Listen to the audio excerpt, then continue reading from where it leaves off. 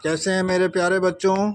मैं आज इस वीडियो के माध्यम से आप सबों को रिसोर्स एंड डेवलपमेंट चैप्टर का समरी आपके सामने प्रस्तुत कर रहा हूं, जो कि at a glance within few minutes you will complete this chapter in short way, in summary way, and it will help you to remember and memorize this chapter for all students, है ना।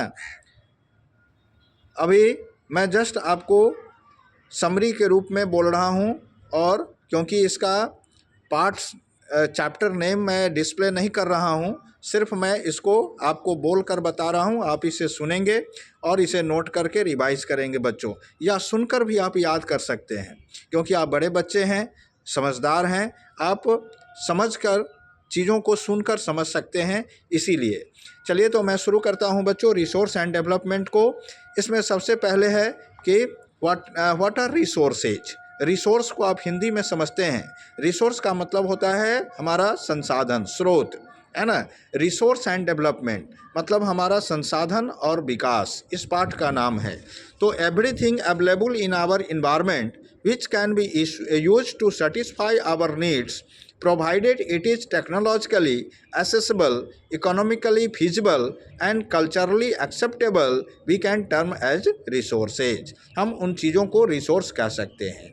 तो ऐसी सारी चीज़ें जो हमारे प्रकृति में उपस्थित है, जिसको हम जो है टेक्नोलॉजी के माध्यम से उस तक पहुंच सकते हैं, आर्थिक रूप से जो हम जिसको प्राप्त कर सकते हैं, और सांस्कृतिक रूप में जिसे हम स्वीकार कर सकते हैं, उन सभी चीज़ों को हम संसाधन कहते हैं बच्चों।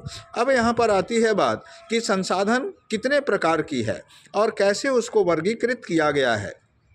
तो संसाधन जो है बच्चों, उसमें पहला आता है बायोटिक, है ना। बायोटिक का मतलब हो गया रिसोर्सेज विच हैव लाइफ, वैसे संसाधन जिसमें जीवन है।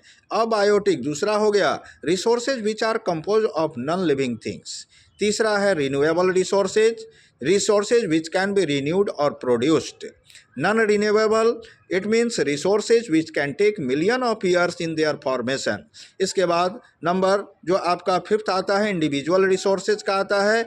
Individual resources it means resources which are owned by private individuals. इसके बाद नेक्स्ट है community owned resources, resources which are accessible to all the members of community. Its example you can learn from net or from book also, NCERT book. And national resources, resources which are available in the country, those resources are known as national resources, dear students.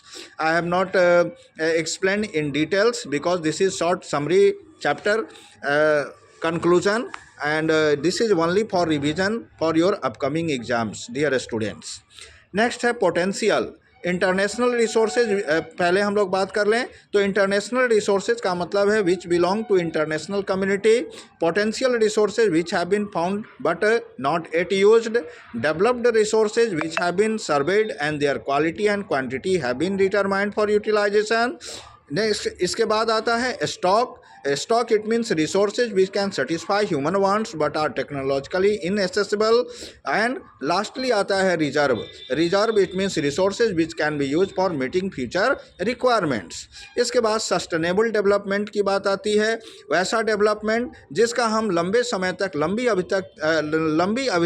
अवधि तक मतलब long period तक हम जिसका उपयोग कर सकते हैं बच्चों, ऐसे जो है हमारा विकास का कार्य सस्टेनेबल डेवलपमेंट के अंदर आता है ना। इसके बाद जो भी रिसोर्सेज हैं उसको अगर हम प्लानिंग के वे में हम यूज करें तो हम अधिक दिनों तक उन रिसोर्सेज को, उन संसाधन का उपयोग हम लोग कर सकते हैं।